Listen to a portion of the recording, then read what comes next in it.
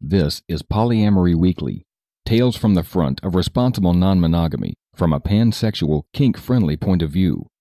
A warning for our under-18 listeners. This is an adult-oriented podcast about really lascivious things, like communication and honesty in relationships. If you're under 18 and looking for upfront advice and answers to questions about sex, please visit scarletteen.com.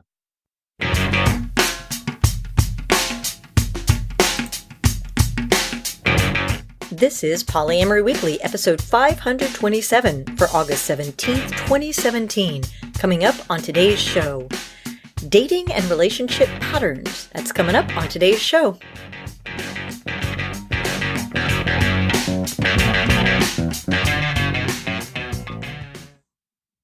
Hello, everyone. I am your host, Minx, and sitting in the co-host chair today is Lusty Guy. Happy to be here as always. You know, it seems like it's been forever, but we say that every time. We are working to get you on this show on a more regular basis. Yeah, sorry, guys. Actually, I'm just trying to be a better project manager and not scramble to do all the episodes last minute, as happens very often. Well, and you know what? Her project management skills have been improving. She's also being the project manager for some home improvement things we're doing right now. And I actually was able to say, hey, Little Miss Project Manager, I need X. And the next thing I knew, I had X. And all the people who are tuning in for the first time are like, wait, I thought this was about polyamory. What the fuck are they talking about for home improvement project management? Man, if you haven't, all part of relationships. If you haven't learned by now that polyamory is project management, then so true. You know what? Welcome to the show. Strap in. We got something to tell you. So we have a fun listener-suggested topic this week, but a couple of announcements and news items before we get to that. In terms of announcements, I don't think we have any more events this year. We have some negotiations that are going on. We've booked our 3 this year that we can afford to subsidize, and the next ones are ones that we can't afford to subsidize and the event needs to subsidize. And that brought us up to a topic about that, because there's some talk about some events outside of the US. And we were like, yay, that sounds really fun. And they're like, oh, we can't afford you. And then we had this idea. And when we say afford, that means all we ask is that you pay our travel. That's, well, right. And travel and hotel, right? Yeah. For the first 3 shows in a year, yes. After that, we ask for an honorarium. Mm-hmm. But if you're an amazing part of the world that we would love to go to, I'm sure we would waive that honorarium and just ask for, room, board, and travel. But having said that, if you're in an amazing part of the world, travel can be expensive. And we had this idea that came up recently when we were talking to a show that if you wanted to have us come to your show and you're in some amazing place that we would love to travel to, but you can't quite afford the costs of travel on your own, we would be happy to help you with a little crowdsourcing or fundraising to achieve that goal. And specifically when I say that, what I mean is we would be willing to donate a class or some books or a hour or 2 relationship coaching. Mm-hmm. that you could offer in your fundraising, raffle, whatever, crowdsourcing, however you decide to do it and run it, to help raise the funds you need to get us to where your show is. And I think we should specify an amazing part of the world. For us is places like Europe or Australia, or pretty much any place that isn't the U.S., which really kind of sucks ass right now. Latin America. Well, you know what? That's true. Latin America, yeah. You bet. Latin America, South America. Anywhere but here. Anywhere but the U.S. Iceland? Yeah. Sure. You bet. Any place with great diving. No, I meant that as a joke. That wasn't. Oh, okay. I thought you were actually clearing your throat, and I was giving a pause so that I could. That was so funny. I could tell by her expression. She just cringed and went, "Oh shit! I've got to edit that out." If you ever want to win money at poker, play against Minx. I have no poker face at all. None. So anyway, the point of all that being, if you've got a show in a beautiful location, you want us to come and you think you can't afford us, send an email to lustyguy@polyweekly.com and we're willing to help you if you are willing to do the work of the fundraising. Exactly. If you set up a fundraiser, then we can do things like, as you said, donate books, donate coaching time, donate online courses. We can probably come up with like at least $1,000 worth of prizes and giveaways, if not more. Promote it on the show. If you got gotta want it though. That's right. We'll help, but you got to do the heavy lifting. Yeah.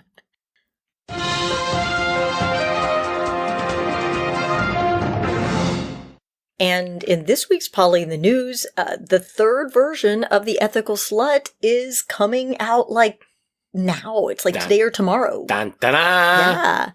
Yeah. Dossie Easton and Janet Hardy have come out with the third edition of the book that is most often referred to as the Polyamory Bible. And I'm so excited about it. I just, yeah. Everybody, if you haven't already read The Ethical Slut, you should read it. And if you haven't read the third edition, then you should order it and start read it right away. Yeah. I will say there are many advantages that come with being Mr. Minx. And one of the ones right at the top of that list has been being able to meet Janet Hardy. She's just really very cool. exceptional person. Yeah. And it's been, every time we've hung out together, I've really enjoyed it. We sit around and geek and talk about theater. Yeah. And I've just really enjoyed it every time. She's just a phenomenal person. So support her and buy the book. Yes, indeed.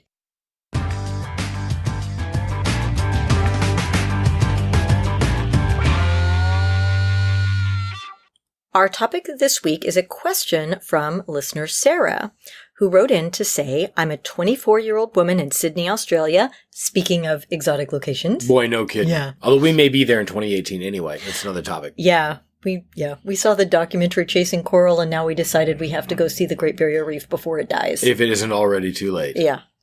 Anyway, she said she recently discovered the podcast, loved the content, and mentioned that in episode 513, Lusty Guy made a comment, something along the lines of, the patterns you establish at the start of a relationship will determine what follows on. This comment got me thinking. Recently, I started seeing someone, and the first time we had sex, it was very communicative and open, which has continued over the next few dates, a good pattern established. However, parallel to this, it seems as though I'm putting the effort into planning dates, because I think that's fun at the start, whereas his style is more like, oh, let's just meet up and hang out somewhere, which feels too familiar and a little lazy for me. So, potentially forming a bad pattern. So knowing these are hard to wriggle out of, what kind of patterns do you like to establish when you first start dating somebody? Or red flag patterns? Obviously the usual communication, respect, and accountability stuff, but anything more specific? Would love to understand more about what Lusty Guy meant in this comment if he could elaborate. Oh my goodness, is somebody inviting me to talk? Yes. Oh. I'm just going to sit back and sip my drink for a minute. And just, you go right ahead. All right. So, because I'm me, I'm actually going to start out by addressing something you didn't ask, which is when you talk about how your new, what do you refer to him as? Your new, I'm going to call him your new boy. Anyway, your new boy has a style of, oh, let's just hang out and see what happens. And you plan and a bad pattern is forming. That's a difference in styles. The pattern is going to be your behavior that you adopt in the face of that difference in styles. So if what you do right now in the beginning of your relationship is you just do all the planning and he doesn't do any of the planning, the odds are good that's what you'll do in the face of this difference in styles for your whole relationship. So what you need to do is think about, if I were the best me possible, how would I like to respond to this? And that might be you sit him down and say, hey, you know what?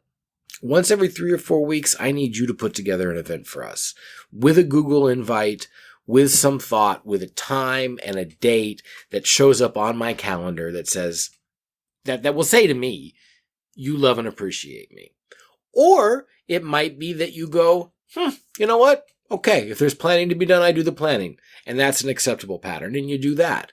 But whatever you do now in the face of those conflicting styles is the pattern you're setting yourself up to do in the future. So I just had to kind of dig into the words a little bit there because I'm me. But it looked like Minx was trying to say something. No. All right, then. Hold on. We'll go on. Here's the thing. I say this all the time. Kids and dogs are always learning. The only question is what we're teaching. And the truth of the matter is we're still kids.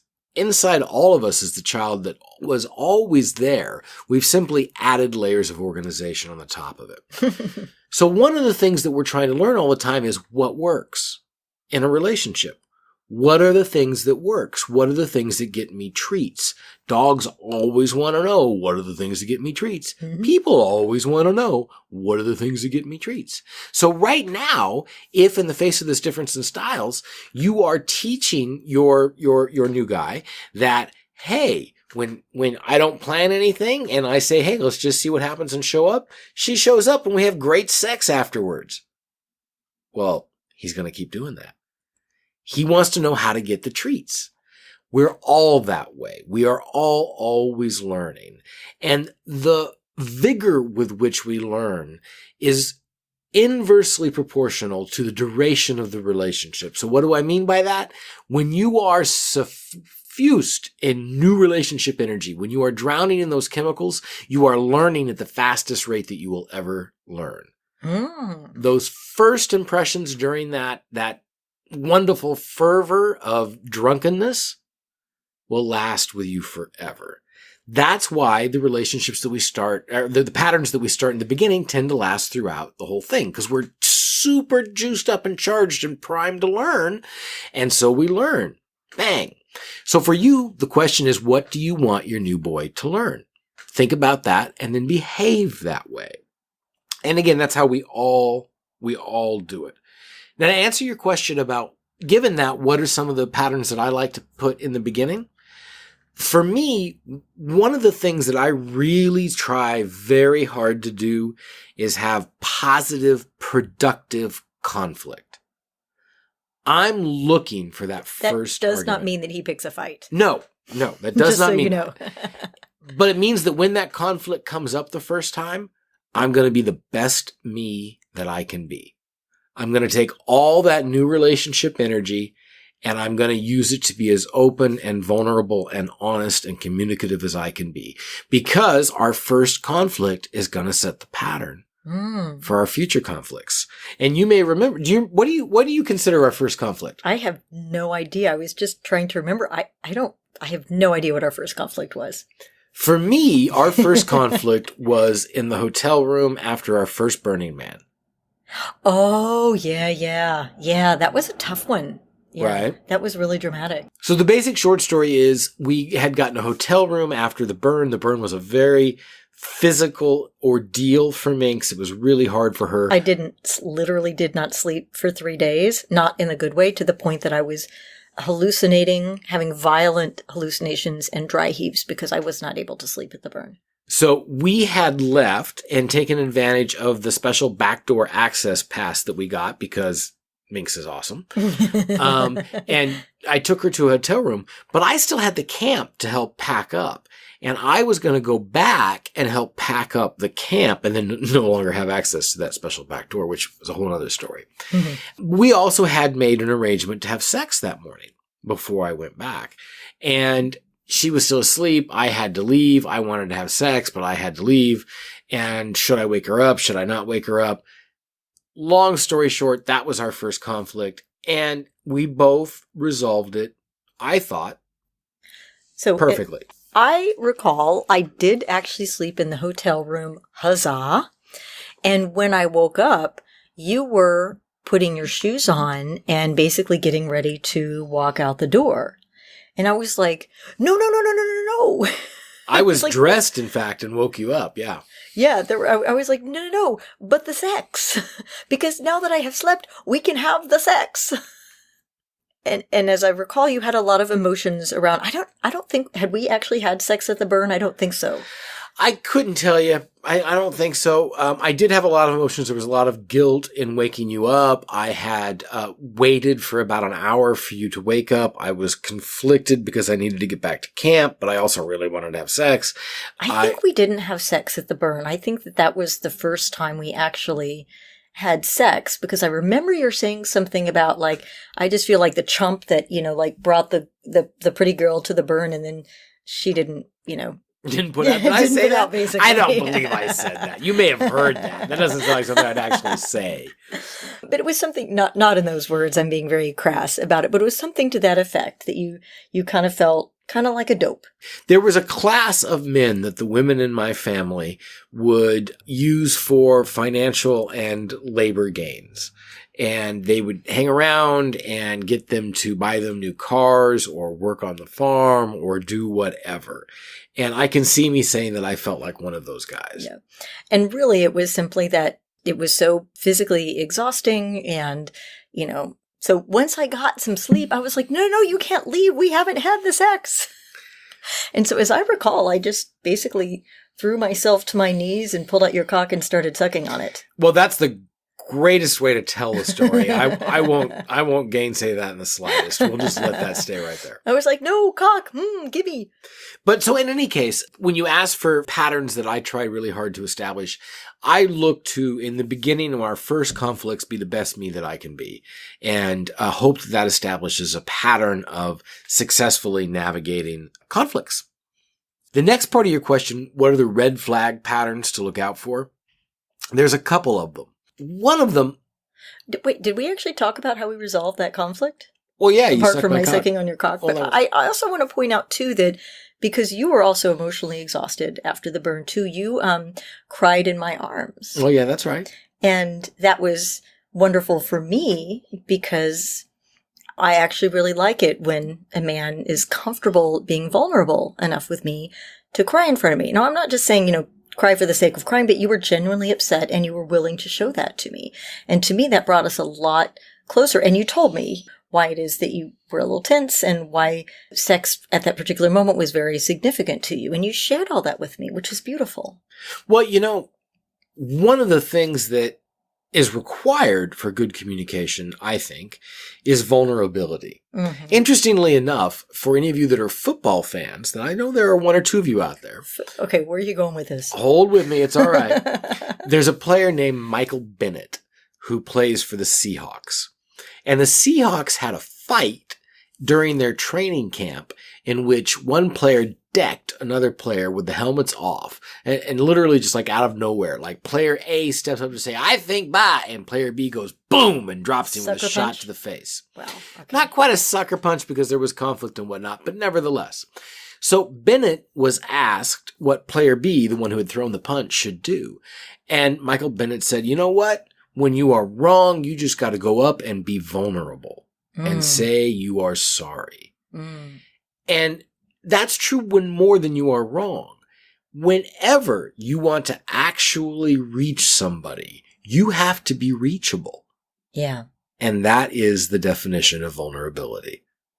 That's what it is to be vulnerable, is to be reachable. So, yes, I'm all for vulnerability. And believe it or not, a player for the NFL had some really good things to say about it. There you go. So anyway, red flags to look out for in the beginning. Always pay attention to the nature of the stories that people tell about themselves. Oh, good one. Right? Yeah. People talk about how they treat the waitstaff, and that's important. Don't get me wrong. We'll get to something that's akin to that. But really pay attention to the nature of the stories they tell about themselves. And the stories they tell about themselves, are they the avenging hero? Are they the enraged berserker? Are they the martyr for whom they are always wronged and never do any wrong? Are they the affable buffoon?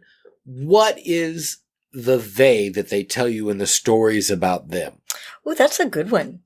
I tend to date, for a long period of time, I tended to date a lot of white knights. And so they were all white knight stories. Right? They were always saving people. It took me a long time to figure out that that's not necessarily the person I want to be with. Yeah. Because once I'm saved, then I get no more attention. And they're always off to save someone else. You'll never be saved to me, baby. Oh, you're so sweet. Yeah. You and I are sinning forever. So, yeah, pay attention to the nature of the stories they tell. And it's also really, really, really illustrative to look for the differences between those stories they tell and their behavior. But that's kind of a little different topic. One of the other patterns to look out for that is really indicative, not sharing. Oh, yeah. Now, I don't care what it is we're talking about. If we're talking about the conversational space, although I've been kind of not sharing that with Minx this show. But Whatever it is, the conversational space, the pot and the pipe, the available Twinkies, whatever it is, watch people and see how they do or don't share. That will tell you a lot about the person. Now back to your the previous thing you said to look for. One of the things I like to look out for is how people talk about their previous partners and relationships. Now, I know there can be a huge variety in the types of relationships that people have been through, but I have generally found that somebody who is always describing their exes as crazy, right? Well, if you were with somebody for however long, 1 year, 5 years, 10 years, sometimes we're talking about a 20-year marriage, and you describe your ex as crazy, I don't care if she's actually in a fucking asylum. That is disrespectful to the time that you spent together.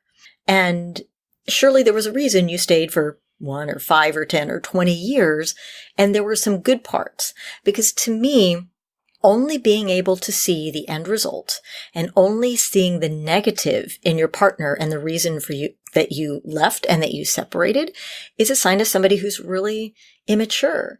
And also in a really pragmatic way, I have dated many people before I figured this out who described their exes as crazy.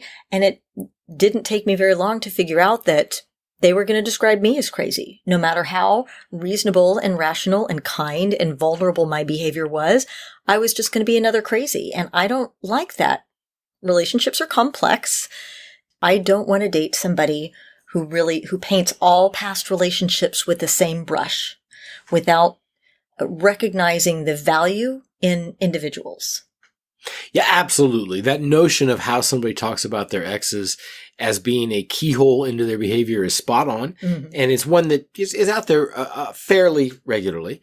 It also kind of dovetails with, how do they treat the wait staff? How does somebody treat the service staff when they're in a situation where there are service staff? So if you have a waiter, do you leave a tip? Do you not leave a tip? How do you treat the person who has to deal with you? Mm-hmm. Very, very illustrative. I'm going to expand on that just a touch, which is to say, watch for the comments that they make about strangers. Oh, yeah, that's a good one. So when you're driving in the car together, do they look over at somebody and they're like, just negative, angry, hurtful things? Or if they do say something negative, is it at least witty? And does it make you laugh? If it's funny, that's okay. Right? So look at the comments that they initially addressed to strangers. That also is a really telling behavior that will teach you quite a lot about the person.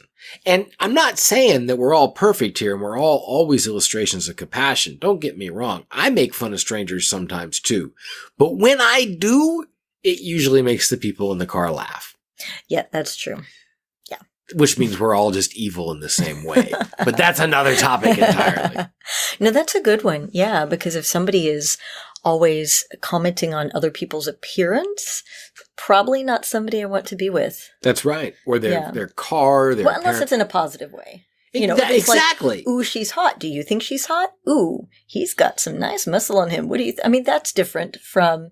Absolutely. She should not be wearing that dress. I hope I am him in 20 years, right? How often do you do us say one version of that? We'll see somebody that's older than us that really looks like they've got it together and have a great life and they're having a good time. And we'll look over and we'll be like, damn, I hope that's me in 20 years. Yeah. Rock on. Yeah. But on the other hand, if you look over and you're like, who let them out? Dress them. If you're one of these people that are taking pictures and then posting online to make fun of folk. Oh. Well... you're probably not the kind of person I want to hang out with. Ugh.